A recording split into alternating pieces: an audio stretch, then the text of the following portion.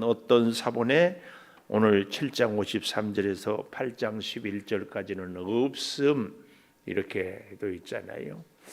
아마 여러 가지로 다른 복음서에도 없는 내용인데서 뺀 곳도 있지만, 그러나 하나님의 역사로 성경 한 구절도 이렇게 다 한 것을 보는데, 여기 다 각각 집으로 돌아갔고, 여기 다는 어떤 사람들일까?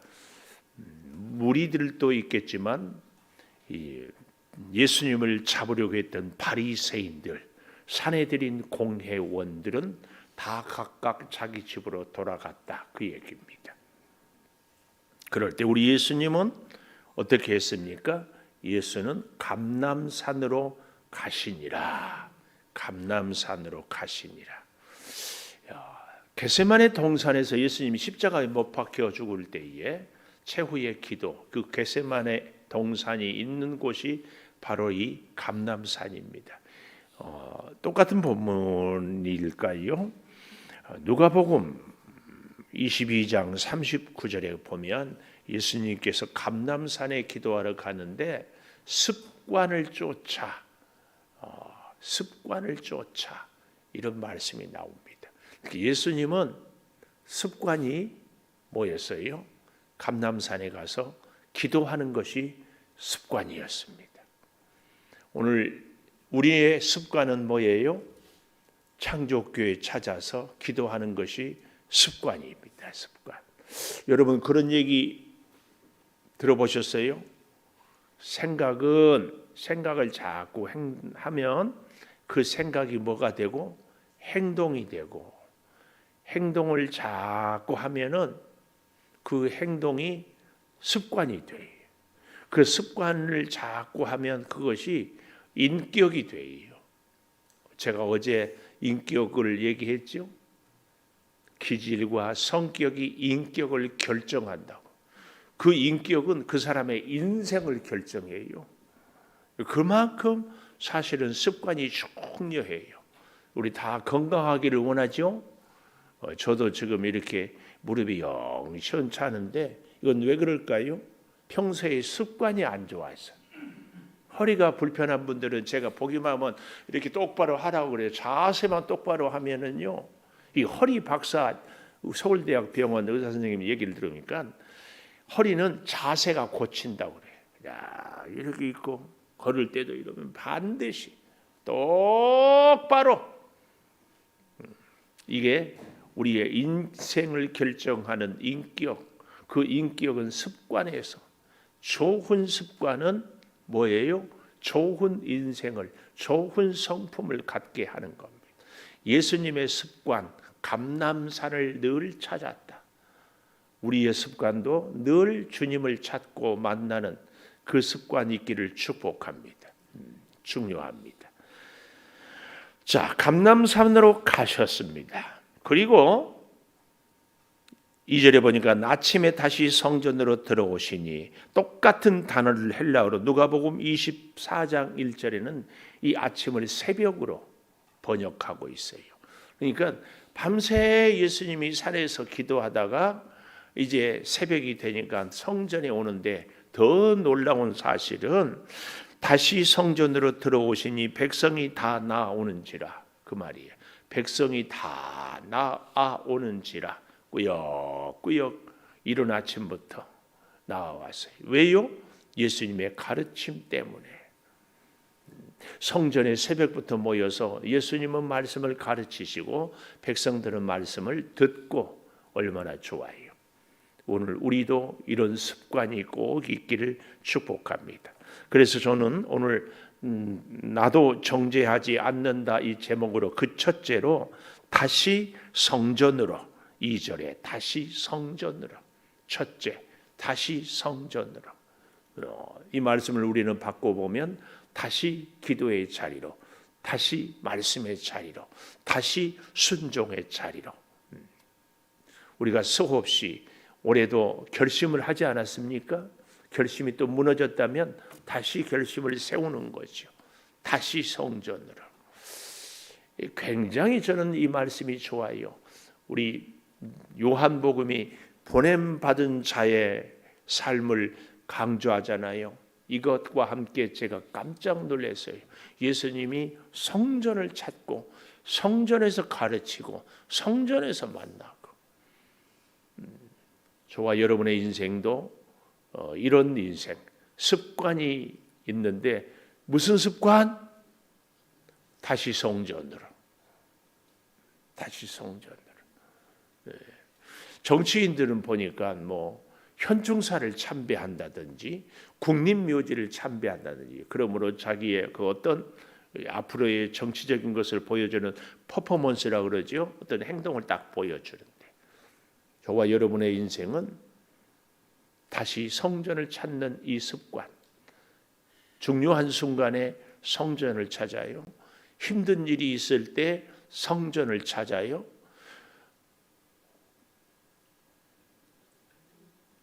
억울한 일이 있을 때 성전을 찾아요. 분노할 때 성전을 찾아요. 근데 우리는 어때요? 기분 나쁘면 교회 안 와. 예? 힘든 일이 있으면 사람 찾아가지 교회 안 와. 돈 필요하면 돈 빌리러 은행 가지 교회 안 와. 우리는 다시 성전으로. 꼭 기억하십시오. 어떤 일이 있든지 무슨 문제가 있든지 누가 속상하게 했든지 반대로 어떤 좋은 일이 있어도 그 어떤 순간의 행복보다도 더 행복한 순간에도 하여튼 모든 것의 순간에 다시 성전으로. 아멘. 아멘. 다시 성전으로. 꼭 기억하십시오. 이렇게 살아갈 필요가 꼭 있습니다.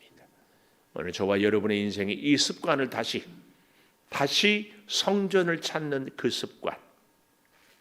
자, 백성이 다 나와요. 여기 그랬더니 예수님의 자세를 보십시오. 앉으사 그들을 가르쳤다. 이 얘기, 이 자세, 앉으사 동그라미 해놓고 이제 나중에 보면 왜 동그라미를 하라고 했는지를 알 수 있어요. 앉으사 가르쳤다. 우리도 예수님처럼 살면은 사실은 설교를 하는 저는 앉고 여러분은 이렇게 서 있어야 될 것 같아요.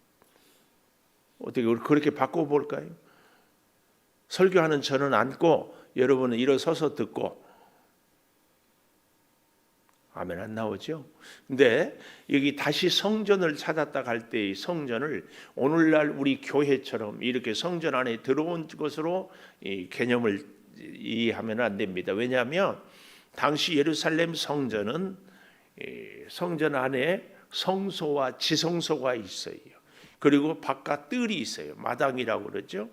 지성소에는 하나님의 법궤만 들어있고 1년에 한 번씩 대제사장이 들어가서 모든 백성들의 죄를 사하는 대속죄일 7월 10일. 그 다음에 성소는 오른쪽에 떡상이 있고 왼쪽에 금등대가 있고 지성소로 들어가는 곳에 분향단이 있어요. 여기는 날마다 제사장들이 들어가서 떡상을 그리고 향단에 향을 피우고 금등대에 불이 꺼지지 않도록 기름을 보충하는 이런 일들을 하는 곳입니다. 그러니까 성소와 지성소는 누구만 갈 수 있어요? 제사장과 대제사장만. 그러면 예수님과 많은 무리들이 모이는 곳은 어딜까요? 성전 뜰. 오늘 성전에 다시 갔다는 얘기는 그런 의미입니다. 성전 뜰에서. 그래서 예수님은 앉아 있으면 사람들이 다 예수님 주변에 둘러서서 말씀을 듣고 있다. 이 얘기입니다. 이 얘기. 그러나 그들은 성전에 온 거죠. 성전에 와서 말씀을 듣고 성전에 와서 가르침을 배우고 성전에 와서 하나님을 찾고 기도하는 이런 거. 자, 앉아서 가르쳤어요. 예, 그렇게 가르치고 있는데 그 이른 아침부터 여기 3절에 보니까 서기관들과 바리새인들이 음행 중에 잡힌 여자를 끌고 와서 가운데 세우고 예수님은 앉았는데 이 여인을 끌고 와서 가운데 세웠습니다. 어떻게 해서 서 있는지 저는 이런데 아마 그 성전 뜰에 나무가 있든지 혹은 기둥을 세우든지 그래서 거기에 묶어놓지 않았을까 싶어요. 그렇지 않으면 이 여인이 무슨 기력이 있어서 서 있었겠어요. 억지로 서 있어요.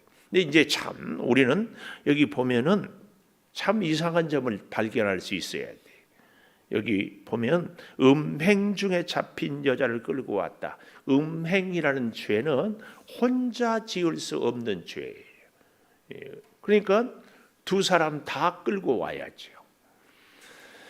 우리 신명기 22장 24절 방송실도 찾고 저와 여러분도 찾고 이렇게 찾아보십시다. 신명기 22장 24절 이렇게 한번 가볼까요? 자, 신명기 22장 24절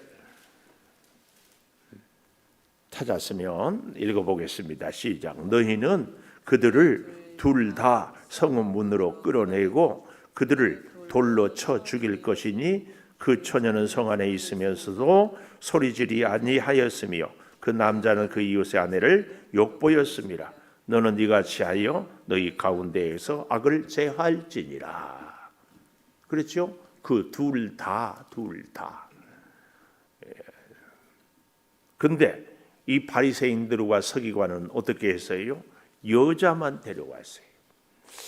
그래서 이런저런 해석이 분분해요. 남자는 도망가 버렸다. 또 어떤 사람들은 학자들은 이 바리새인들이 이 여자를 돈 주고 매수를 했다. 그래서 너는 그냥 아무 말만 하지 않고 우리가 끌고 가면은 끌려가기만 하면은 얼마를 줄 테니까 가만히 아무 말도 하지 말고 있기만 해라. 이렇게 매수를 했다. 그러지 않고 어떻게 혼자 있냐? 그리고 혼자 있으면 아무리 현행범이라고 해도 어떻게 증거가 안 된다. 이렇게 얘기를 할 수 있는데 하여튼 이렇게 예수께 말하되 선생이여 이 여자가 간음하다가 현장에 잡혔나이다. 근데 이것이 왜 이렇게 이 여인만 혼자 끌고 왔는지 이유가 성경은 나와 있어요.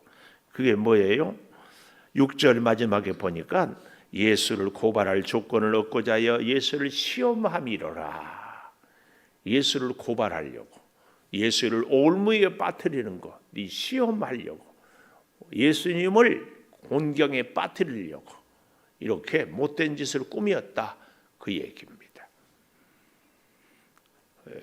그래서 5절에 보니까 모세는 율법에 이러한 여자를 돌로 치라 명하였는데 선생은 어떻게 말하겠나이까? 이것은 뭐라고요? 시험함이로라. 오늘 두 번째.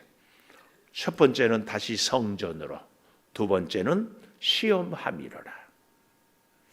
여러분, 오늘날도 우리가 이 시대를 살아가는데 성전을 찾고 주님께 기도하고 말씀에 순종하고 그래서 주와 함께 살기를 원하는 사람에게는 오던 시험도 도망갈 거면 얼마나 좋아요. 있는 시험이 해결될 줄 믿고 실제로 그런 일도 있지만 또한 동시에 말씀을 가르치고 말씀 붙잡고 살기 때문에 말씀으로 인한 시험이 우리에게 있다. 시험합니다. 시험은 하나님이 우리를 시험하는 경우도 있어요. 우리 구약의 욥 알지요? 아브라함 알지요? 사실은 믿음의 선배들이 다 이렇게 하나님이 일부러 시험을 주기도 해요. 테스트라고 그러죠. 테스트 해야 대학에도 합격하고 회사에도 합격하고 채용도 합격하고 이런 시험은 좋은 시험입니다. 그러나 유혹, 템프테이션, 올무에 걸려서 넘어지게 하는 시험, 있어서는 안 될 시험이죠. 오늘 이 바리새인들은 이 시험을 지금 하고 있다. 시험함이로라. 이 시제가 문법적으로 중요해요. 예수를 시험함이로라. 이건 뭐예요? 시험할 것이다. 미래도 아니고 시험했었다. 과거도 아니고 시험한다. 현재 이례적인 것도 아니고 계속 반복. 시험함이로라. 현재 진행형 반복.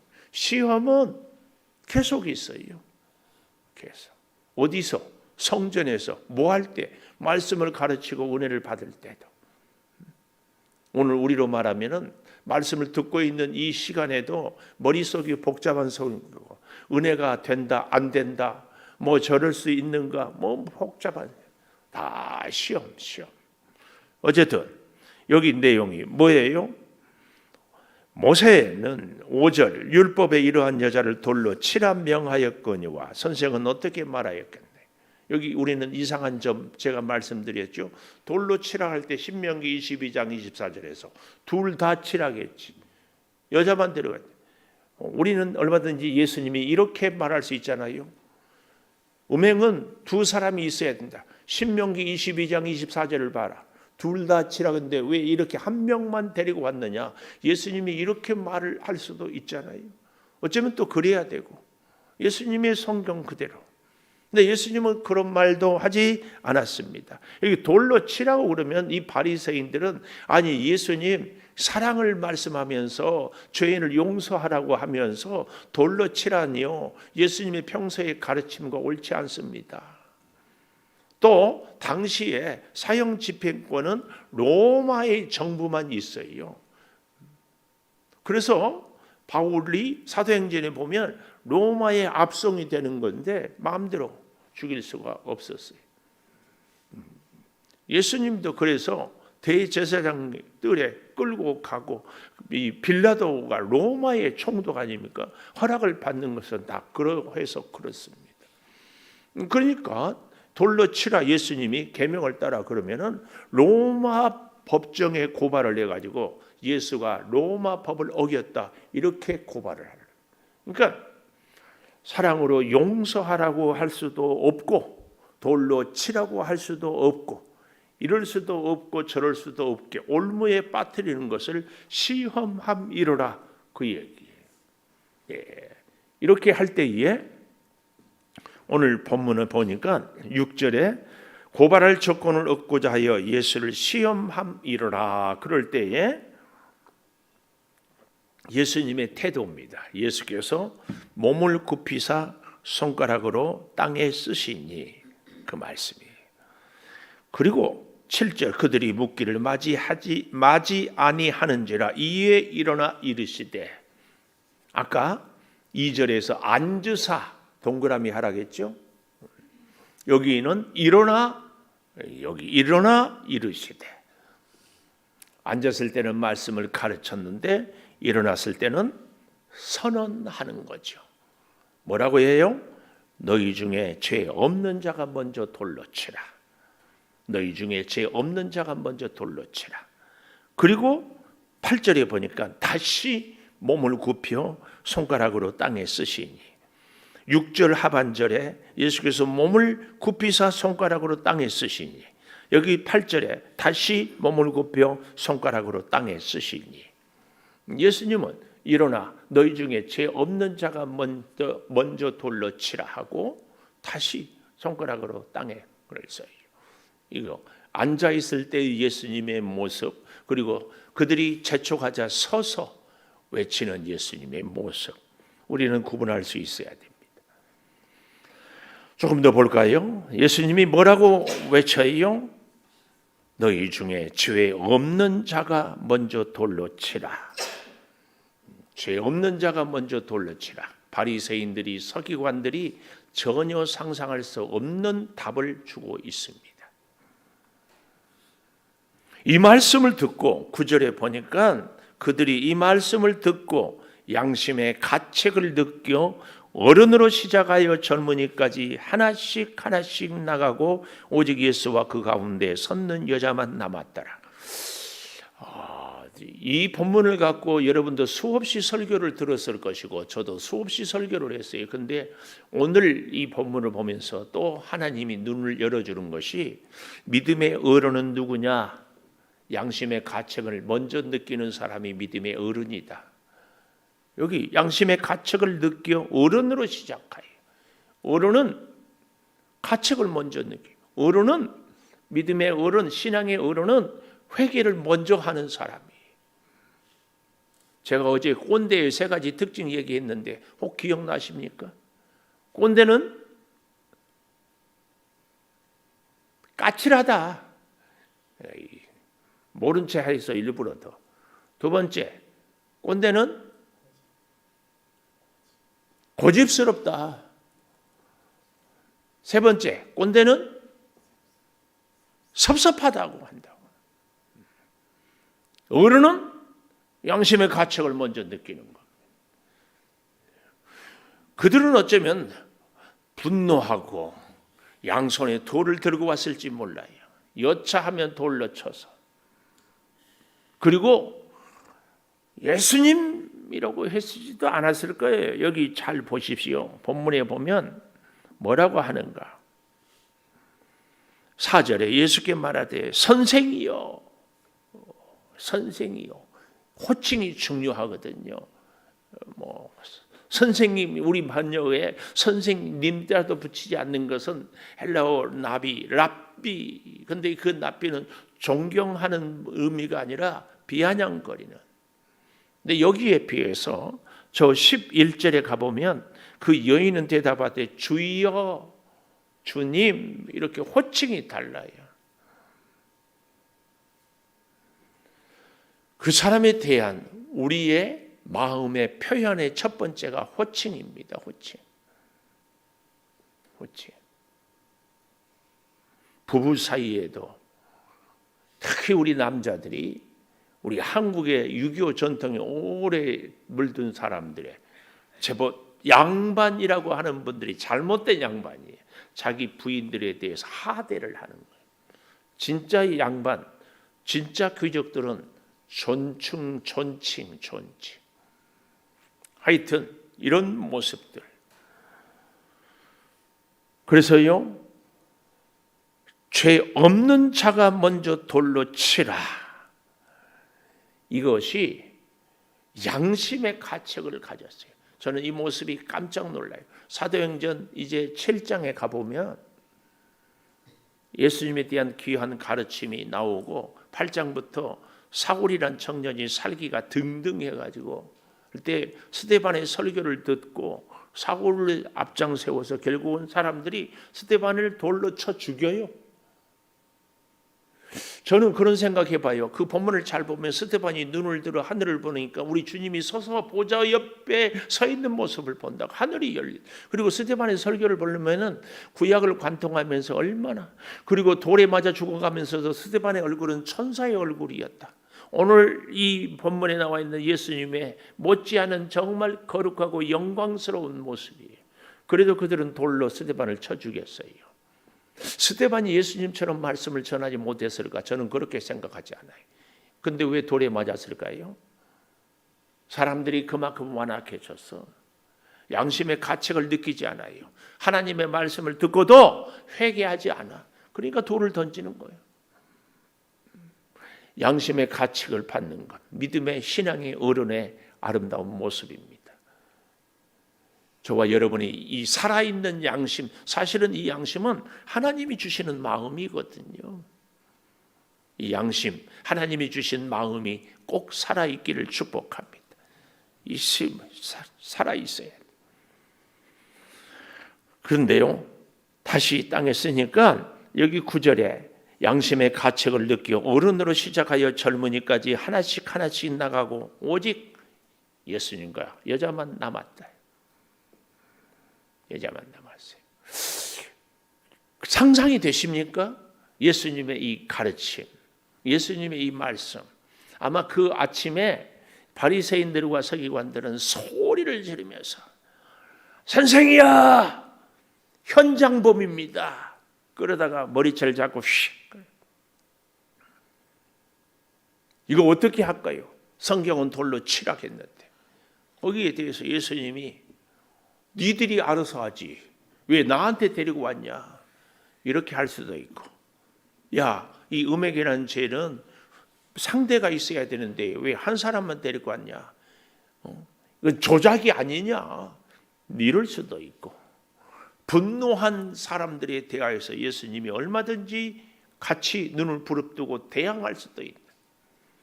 그런데 예수님은 그들이 뭐라고 할 때에 어떻게 했습니까?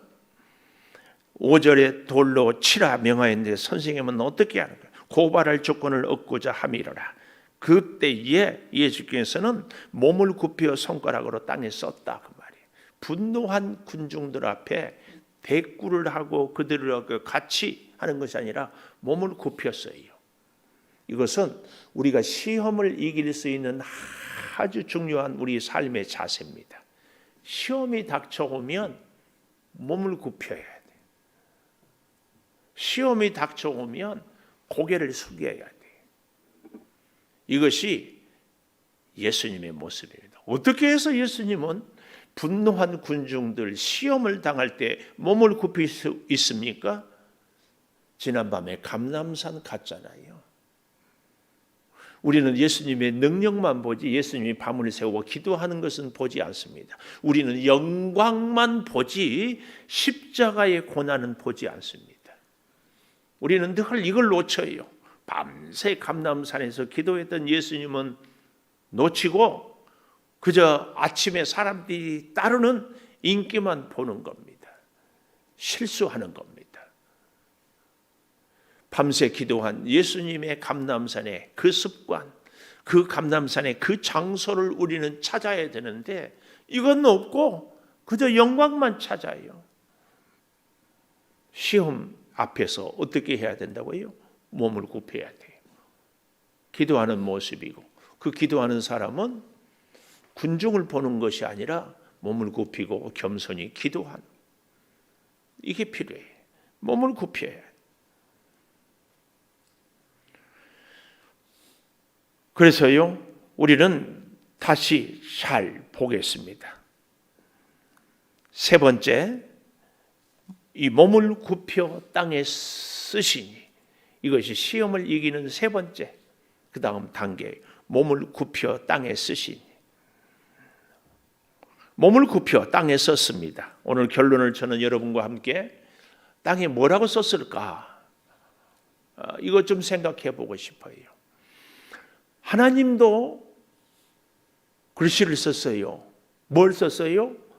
시내산에서 돌 위에다가 하나님의 손가락으로 십계명을 썼잖아요. 한 번 썼어요? 두 번 썼어요. 모세가 돌을 판을 깨뜨려서. 오늘 예수님도 땅바닥에 쓰다가 일어나서 누구든지 죄 없는 자가 먼저 돌로 치라. 그리고 다시 엎드려 땅바닥에 글씨를 쓰고 있어요. 아하, 이걸 보니까 예수님이 십계명을 땅에 썼겠구나. 이렇게 생각할 수도 있습니다. 과연 그럴까? 저는 또 많은 학자들도 그렇게는 동의하지 않습니다. 그러면 예수님이 이렇게 말씀하셨잖아. 뭐라고요? 누구든지 너희 중에 죄 없는 자가 먼저 돌로 치라. 이 말씀을 땅에 쓰지 않았을까? 물론 그럴 수도 있겠습니다. 그러나 우리는 마지막 11절에 가보면 나도 너를 정죄하지 아니하노니 가서 다시는 죄를 범하지 말라. 나도 너를 정죄하지 않는다. 이렇게 썼을까? 그럴 수도 있습니다. 근데 나도 너를 정죄하지 않는다 이 말씀보다는 예수님이 손가락으로 땅바닥에 썼다는 것은 굉장한 의미가 있어요. 이 손가락으로 땅바닥에 쓰지 않으면 이 손가락은 이 무리들을 향하여 손가락질. 너희들이 조작하지 않았느냐? 너희들이 왜 한 여자만 데리고 왔느냐? 증거를 가려면 현장범을 같이 잡아야 하죠.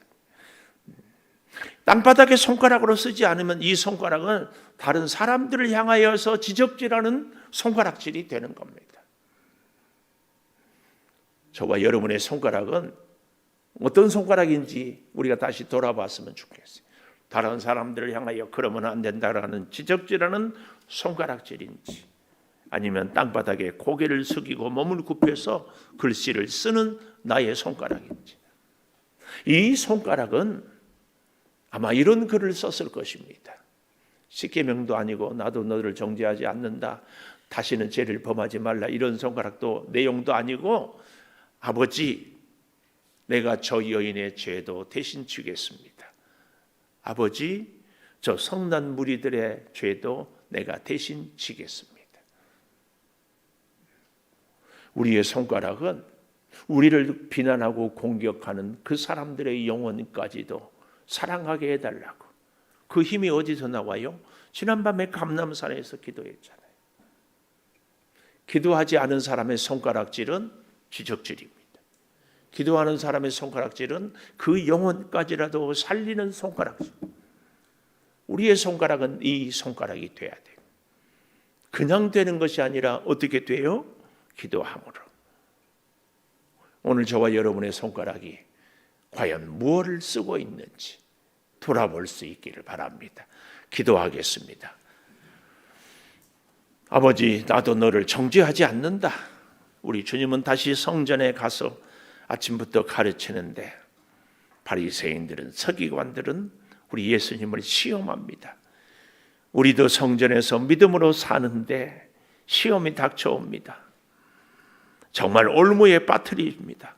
이럴 수도 없고 저럴 수도 없습니다. 아버지, 우리 인생에 이런 문제가 있을 때 우리도 예수님처럼 몸을 굽히겠습니다. 우리도 예수님처럼 우리의 손가락이 다른 사람을 지적질하고 문제를 지적질하는 것이 아니라 땅에 글씨를 쓰면서 내가 저 사람들, 내가 저 여인의 죄를 대신 지겠습니다.